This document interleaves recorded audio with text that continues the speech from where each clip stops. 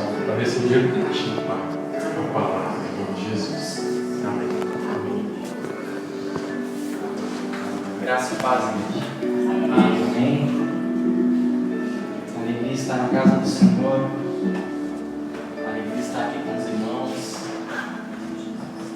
Às vezes, durante a semana, a gente tem tantas coisas, não é?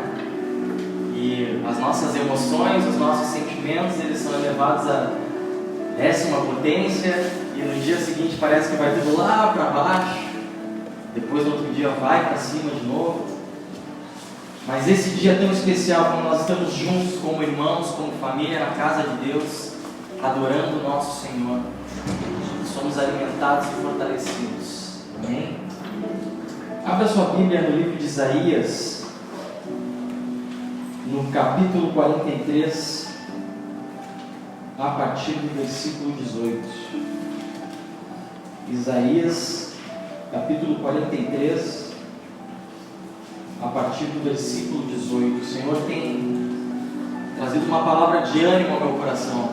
Eu queria compartilhar com os irmãos essa palavra. Diz assim: não vos lembreis das coisas passadas, nem considereis as antigas. Eis que faço coisa nova, que está saindo à luz. Porventura não percebeis? Eis que porei um caminho no deserto e rios no ermo. Os animais do campo me glorificarão, os chacais e os filhotes de avestruzes, porque porei águas no deserto e rios no ermo, para dar de beber ao meu povo, ao meu escolhido. A história do povo de Israel, invariavelmente, em toda a sua trajetória, passa pelo deserto. Não somente pela questão geográfica, porque o Egito ele fica próximo ao mar Mediterrâneo. Nós temos abaixo do mar Mediterrâneo o Mar Vermelho, e no centro dessa região nós temos à direita o deserto da Arábia, e depois a terra composta por Israel, onde fica o Rio Jordão. Mas não somente por causa da questão geográfica da terra, mas por uma questão de propósito. O DNA principal da história de Israel está no deserto, seja pelo cativeiro babilônico, seja por causa do Egito, ele passa pelo deserto.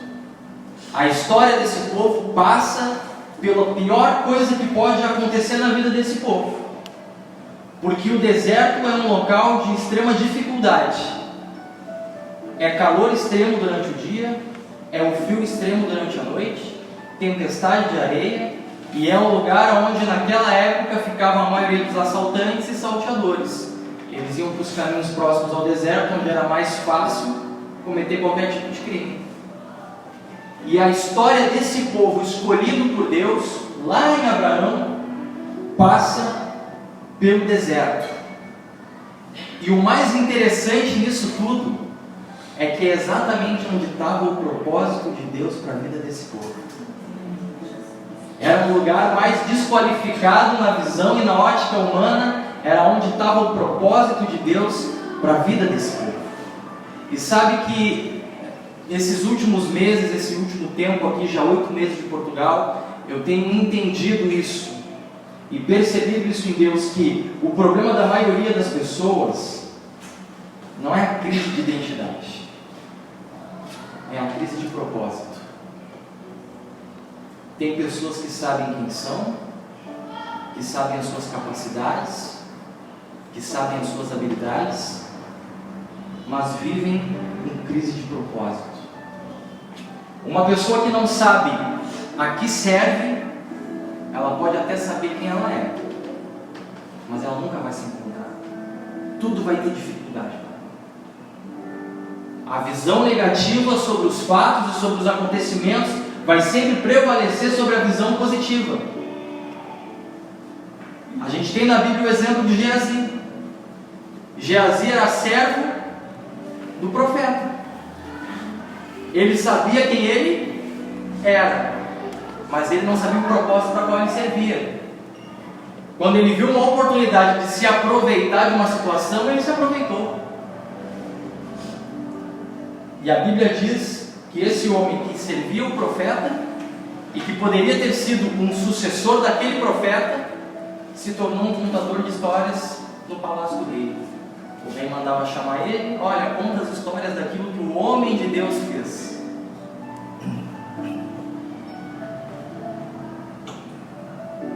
Propósito, ele muda a nossa visão.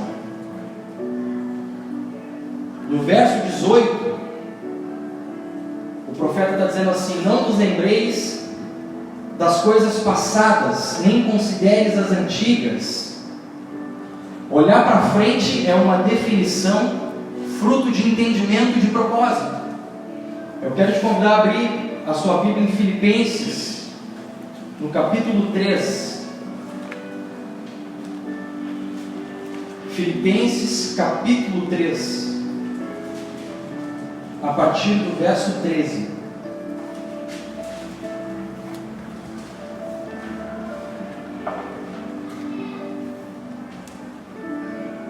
Diz assim: irmãos, quanto a mim não julgo que o haja alcançado, mas uma coisa faço, e é que, esquecendo-me das coisas que atrás ficam, e avançando para as que estão diante de mim, prossigo para o alvo, pelo prêmio da soberana vocação de Deus em Cristo Jesus. Paulo, aqui em Filipenses, no capítulo 3, ele está falando sobre uma consciência de fé, sobre uma consciência de vida e de propósito, onde a morte e a ressurreição de Cristo estão encarnadas em nós. E Paulo está dizendo assim: olha, a morte, que é o que nos aproxima de Cristo, ela tem que ser uma realidade agora. Eu tenho que viver a minha vida cristã diante dessa perspectiva, de que a morte e a ressurreição estão em mim. E isso se torna tangível para os outros. As pessoas à minha volta, elas têm que olhar para a minha vida e elas têm que enxergar a morte e a ressurreição de Cristo. Mas ao mesmo tempo que Paulo está falando sobre essa perspectiva de vida cristã, ele diz: não que eu julgue que tenha alcançado, mas uma coisa eu faço: eu esqueço-me das coisas que ficaram para trás e eu avanço para as que estão diante de mim. Esquecer e avançar são decisões que definem o propósito de Deus. E Isaías, no capítulo 43, no verso 18, ele está dizendo para esse povo: não fiquem lembrando daquilo que já aconteceu. Vocês saíram do Egito, o Senhor operou milagres e maravilhas. O Senhor fez. Mas não fiquem presos nisso e lembrando disso. Sabe que essa definição de propósito, ela muda completamente tudo. O deserto se torna a melhor coisa que pode acontecer na nossa vida. E Deus, nesse texto de Isaías, ele está dizendo assim: olha, vocês precisam olhar para aquilo que traz a maior dificuldade e enxergar que eu vou fazer algo novo. Eu vou colocar águas no deserto. O verso 19, porque o texto de Isaías, esse texto, assim como o restante do livro, ele também é muito messiânico. Ele diz: eis que faço uma coisa nova, agora sairá a luz, porventura não percebeis? Eis que porei um caminho no deserto e rios no ermo. A esperança do texto de Isaías em relação àquilo que o deserto poderia representar é uma esperança messiânica naquilo que Deus vai fazer. Abra comigo 2 Coríntios, no capítulo 5, a partir do verso 17. 2 Coríntios, capítulo 5, verso 17.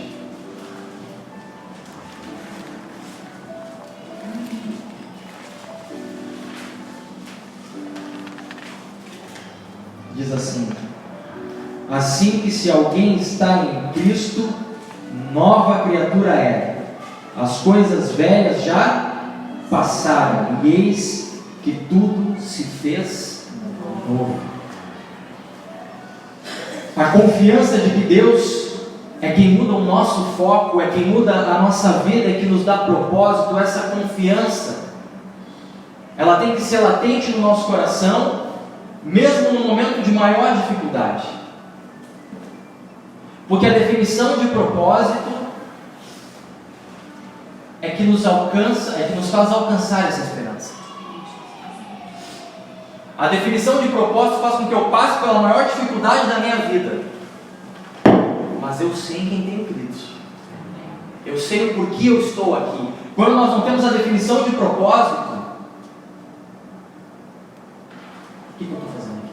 A gente começa a questionar tudo. Por que Deus me trouxe para cá? Por que Deus fez isso comigo? Por que Deus me colocou nessa situação, no hoje, no agora? Por que essa dificuldade? Mas há esperança. Há esperança. Água no deserto é a provisão no meio da provação. Água no deserto é Deus dizendo para você: olha, esse pode ser o pior momento na sua ótica, mas para definir o propósito na sua vida, eu vou colocar água por esse caminho, para te dar provisão no meio da sua provação. Porque a provisão no meio da provação nos sustenta, nos levanta, nos faz enxergar a vontade de Deus acima de qualquer circunstância. Essa esperança que nós temos que ter de sempre acreditar, irmãos, às vezes é difícil, dói. Às vezes a gente está numa situação que só com o tempo é que as coisas vão andar, só com o tempo é que as coisas vão caminhar. E esse tempo que tem para passar machuca. Esse tempo que tem para passar dói. Mas deixa eu te dizer uma coisa: Deus vai colocar água no deserto. Aleluia. Você vai ter de onde beber, você vai ter de onde se alimentar para passar pelo deserto. Se o povo não tivesse passado pelo deserto, não tinha se levantado uma geração que se tornou uma geração, que se tornou um exército que invadiu Jericó e cumpriu a palavra que Deus tinha dado para Abraão. No deserto, Deus levantou um exército, um povo com força, que foi alimentado, que viu o poder de Deus na pior dificuldade e que pôde avançar.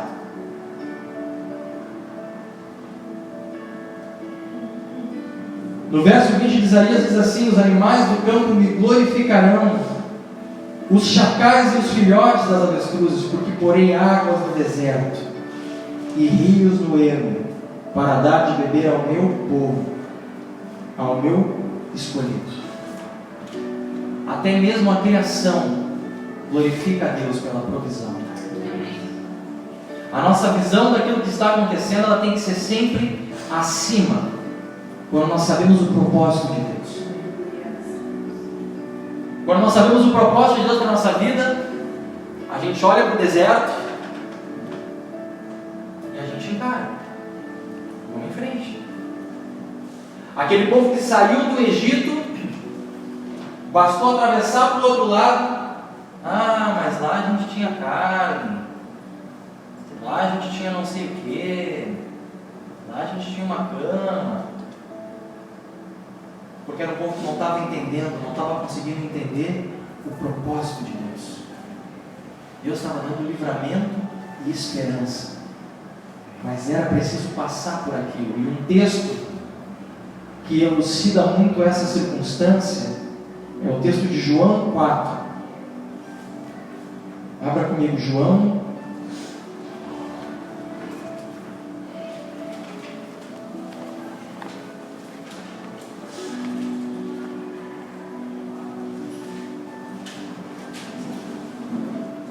Capítulo 4.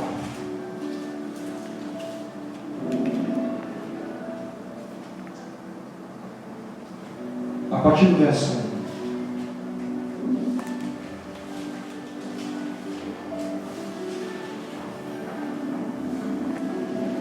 João capítulo 4, a partir do verso 1. Quando, pois, o Senhor veio a saber que os fariseus tinham ouvido dizer que ele, Jesus, fazia e batizava mais discípulos que João, se bem que Jesus não batizava, e sim os seus discípulos, deixou a Judéia, retirando-se outra vez para a Galileia. E era necessário atravessar a província de Samaria. Chegou, pois, a uma cidade samaritana chamada Sicar, perto das terras que Jacó dera a seu filho José. Estava ali a fonte de Jacó. Cansado da viagem, assentara-se Jesus junto à fonte, por volta da hora sexta. Nisto, veio uma mulher samaritana tirar água. E disse-lhe Jesus: dá-me de beber. Pois seus discípulos tinham ido à cidade para comprar alimentos. Então lhe disse a mulher samaritana: como sendo tu judeu, pedes de beber a mim, que sou mulher samaritana, porque os judeus não se dão com os samaritanos. E replicou-lhe Jesus: se você conhecesse o dom de Deus, e quem é o que te pede, dá-me de beber, tu lhe pedirias, e ele te daria água viva.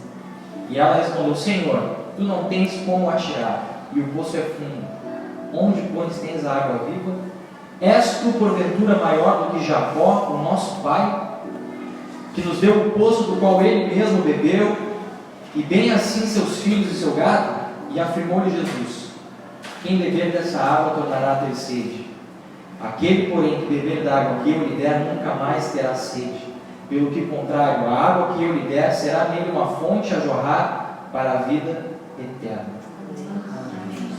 E a mulher lhe disse: dá-me essa água para que eu não mais tenha sede, nem precise vir aqui buscá-la. E disse Jesus: vai, chama o teu marido e vem cá. Ao que lhe respondeu a mulher: não tenho marido. E replicou-lhe Jesus: bem disseste, não tenho marido, porque 5 maridos já tiveste, e esse que agora tens não é teu marido. Isso disseste com verdade. No 19: Senhor, disse-lhe a mulher: vejo que tu és profeta.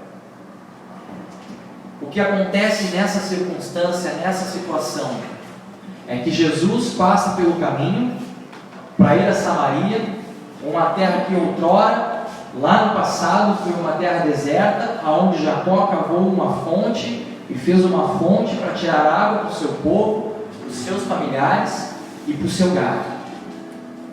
E nós temos aqui a representação dessa mulher samaritana, que representa a linhagem que sobreviveu ao deserto. Nós temos o poço de Jacó, da onde vem a água no meio do deserto. E nós temos Jesus, que é a água viva. E Jesus está nesse poço e conversa com essa mulher. E ela tinha muito bem definida a sua identidade. Ela sabia quem ela era, ela sabia quem era o seu povo, ela sabia de quem ela descendia. E ela vira para Jesus e diz: és tu porventura maior que o nosso pai Jacó, que cavou essa fonte e que deu de beber ao seu gado e aos seus servos e aos seus filhos, e todas as gerações até hoje bebem dessa água? És tu maior que esse Jacó? Ela tinha a definição da sua identidade. Mas quando Jesus fala que poderia dar para ela água viva, da qual ela nunca mais teria sede, ela pede: dá-me de beber. Aí Jesus diz o que? Vai e chama o teu. Eu não tenho, pois já tivesse 5 e esse que tens não teu marido. Quando ela diz: vejo que és profeta, o texto vai continuar e ela vai virar para Jesus e vai dizer assim: olha, vocês dizem que se deve adorar para aquele lado, os nossos ancestrais diziam que se devia adorar aqui. Ela continua levando a conversa sempre para o caminho da sua identidade, mas com uma vida vazia de propósito. E Jesus vira para ela e diz: eis que é chegada a hora e o tempo em que os verdadeiros adoradores o adorarão em espírito e em verdade. Ela está vindo para Jesus com a sua identidade no meio do deserto, onde havia água, e ela estava diante da fonte de água viva, mantendo a sua identidade no meio de uma vida completamente destruída, sem propósito nenhum, querendo argumentar com a sua identidade. Não, eu estou no meio de uma vida sem nenhum propósito, mas eu tenho a minha identidade, eu não abro mão dela. E Jesus está dizendo para ela: ei, nada isso propósito para a tua vida. A água que eu tenho para te dar é uma água para te alimentar no deserto, para definir o teu propósito e o teu rumo, aonde você vai chegar. A esperança que Deus nos dá em Cristo Jesus é a água viva que no meio do deserto, no meio da dificuldade, ela vem, aquele rio, no meio do deserto, como provisão. Às vezes a gente está passando por um momento na nossa vida que a gente tem uma mão na nossa esquerda nos segurando para a gente não afundar no deserto, e com a nossa mão direita a gente tem que segurar uma outra pessoa que já está na areia movediça do deserto, está só com a boquinha respirando. Mas essa pessoa que está aqui te levantando para levantar o outro é a água que Deus colocou no meio do teu deserto. E às vezes a gente tem uma tendência no nosso coração de, por não entender o propósito de Deus, classificar as pessoas à nossa volta. E a tendência do nosso coração é sempre negativa. O deserto eu já também. Hoje talvez a gente não vive o deserto físico que aquele povo viveu, mas a gente vive um tempo onde existe o deserto espiritual, existe o deserto financeiro, existe o deserto familiar, o deserto conjugal, dificuldade no matrimônio, no casamento, onde se levanta um deserto, a gente já não sabe mais para onde olhar, o que enxergar, e a nossa tendência é sempre chamar a nossa identidade, como essa mulher fez. A gente começa a clamar pela nossa identidade. Não, mas eu era o ministro do Senhor. Não, mas eu sou filho de pastor. Não, mas eu fui criado na igreja. Não, mas eu conheci essa mulher e eu estou com ela há 25 anos. Não, mas o meu filho, como o meu filho vai se perder se eu sou crente, meu avô era crente, o meu tio era crente? A gente começa a olhar sempre para a identidade, porque a gente cresceu, talvez, com a ideia de que a identidade é que define a nossa vida. Se fosse só a identidade, Sansão não tinha feito o que fez. A identidade do Sansão estava definida antes dele nascer. Esse aqui vai ser nazireu. Esse aqui vai viver assim, assim, assim, assim, assim. A definidade dele estava definida. A identidade. Mas no meio do caminho, Sansão perdeu o propósito. O propósito foi deixado de lado. E o último fôlego de vida desse homem foi dizer para Deus: olha, faz mais uma vez. Derrama mais uma última vez teu Espírito sobre mim. Porque havia uma palavra sobre ele para cumprir um propósito. E ele estava lá preso por correntes e clamou a Deus: olha, derrama mais uma vez o teu Espírito sobre mim, para que eu possa cumprir com esse propósito. Nem que eu tenha que morrer para isso. A palavra do Senhor para a nossa vida essa manhã. Águas do deserto. Há um propósito de Deus estabelecido para a sua vida. Há um propósito de Deus estabelecido para você estar aqui hoje. Há um propósito de Deus estabelecido sustentando, guardando a tua casa. Há um propósito de Deus para os teus filhos, para o teu casamento. Deus está derramando águas no deserto. Deus está colocando rios no ermo. Deus está trazendo sobre a sua vida uma definição de propósito. A esperança que nós recebemos em Cristo Jesus, da definição do nosso propósito, muda tudo. Davi estava lá na caverna de Adulão, precisando reaver o propósito para a vida dele. Pense no homem que estava orando para Deus, para as coisas mudarem, dentro de uma caverna, e Deus manda os endividados.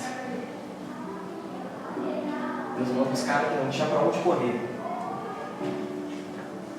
Deus dá na mão dele um monte de cara que não tinha mais para onde ir. Dentro daquela caverna eram os endividados, eram os que já estavam com a vida acabada, eram os que menos tinham alguma definição de propósito ali dentro. E dentro dessa caverna, um dos mais improváveis, Deus levantou um exército. Dentro da pior ótica, talvez Davi olhasse para aquela caverna e dissesse assim: eu, pai, eu estou orando, uma coisa ir para frente, e só vem esse camarada capenga para o meu lado. Sabe o que aconteceu nessa caverna quando Davi suspirou por água? Esses caras entraram no terreno do inimigo de noite, arriscaram o pescoço, porque Davi suspirou por água. Quem sabe o propósito de Deus para a sua vida, arrisca tudo. Quem sabe o propósito de Deus para a sua vida, arrisca tudo. Corre todos os riscos que tiver que correr. Quando ouve a voz de Deus, quando ouve a voz do rei suplicar, quem tem definição de propósito, arrisca tudo. Não importa lá, mas eu sou o fulano. Meu irmão, a gente leu que Paulo, em Filipenses, fala sobre encarnar a ressurreição, morte e ressurreição de Cristo. Paulo diz assim: sede meus imitadores como eu sou de Cristo. A gente está falando sobre águas no deserto e rios no ermo. Aqui diz que ele vai colocar água sobre o caminho. E Jesus está dizendo assim: eu sou o caminho. Agora pense, você precisa tomar como exemplo a vida de Jesus, que é o caminho, o Messias, o escolhido. É o propósito de Deus encarnado na terra. Quem é que sofreu mais que esse homem? Abriu mão da sua glória semelhante ao mundo, se tornou servo, levou ao extremo a morte e morte de cruz, para que eu e você pudéssemos estar aqui hoje, para vivermos debaixo de um propósito. A palavra de Deus para a tua vida, para a minha vida nessa manhã, não importa a dificuldade, o tamanho do deserto, tem água no deserto, tem rio no ermo. Deus está definindo um propósito para a tua vida. Deus está definindo um propósito para a tua casa, salvação para a tua casa. Talvez o deserto seja o teu próprio coração, as tuas dificuldades, os teus pecados. Você acorda de manhã, você olha no espelho e diz: eu não consigo. Para de olhar para a sua identidade, olha para o propósito. Deus quer colocar rio. Ele quer colocar água no teu deserto, para te dar provisão no meio da provação, para definir propósito. Amém? Amém. Se coloque de pé, vamos orar. Glória a ti, Senhor.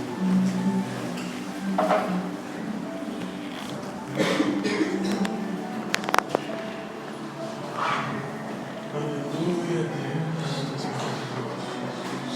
O povo que foi chamado e escolhido por Deus. Em Abraão, quantas gerações passaram? Moisés, que era o libertador do povo, Moisés, que era a resposta para tirar o povo da escravidão e levar para o deserto, para caminhar debaixo do propósito, morreu. Mas o propósito se estabeleceu porque tinha um Josué, tinha um Caleb, tinha uns camaradas que olharam para os gigantes e disseram assim: eles são desse tamanho fisicamente, mas pela fé eles vão ficar desse tamanho. Porque foi Deus que falou, foi Deus que falou. Feche os teus olhos. Deus, nós colocamos as nossas vidas, o nosso coração, Senhor, na tua esperança, Pai. E nós clamamos a Ti nessa manhã, Senhor, porque em meio aos desertos e às dificuldades, Pai, nós sabemos que o Senhor está colocando o Seu rio, Senhor. Nós sabemos que está passando a Sua água pelo nosso caminho, pela nossa vida, Pai. Dá a definição de propósito, Pai, aos nossos corações, Pai. Fala mais uma vez mais, Deus, aquele coração que já esqueceu, Senhor. Fala mais uma vez mais, Senhor, aquele coração que vive hoje apenas baseado na sua identidade, mas esqueceu o propósito. Oh Deus, nessa manhã nós clamamos a Ti, Senhor, porque a Tua esperança que está em Cristo Jesus muda a nossa vida, Senhor. Nós queremos beber dessa água viva, Pai. Nós queremos nos alimentar, Deus, daquilo que pode nos dar provisão no meio da dificuldade, Pai. Nós cremos pela fé, Senhor, que o deserto, Pai, ele vai se tornar, Senhor, um jardim, que o Teu rio vai passar, as Tuas águas vão passar, Senhor. Oh Senhor, oh Senhor, passa, Deus, a Tua água no deserto da igreja, Senhor. Nos corações que estão aqui, talvez alguns corações que estão aqui essa manhã, Senhor, pensando mais um dia, mais um culto. Mas há um propósito estabelecido em Cristo Jesus, Senhor. Reaviva o propósito, reaviva a Tua vontade na vida daqueles corações que talvez já se esqueceram, Pai. E faz com que eles possam receber essa esperança viva que está em Ti, Deus.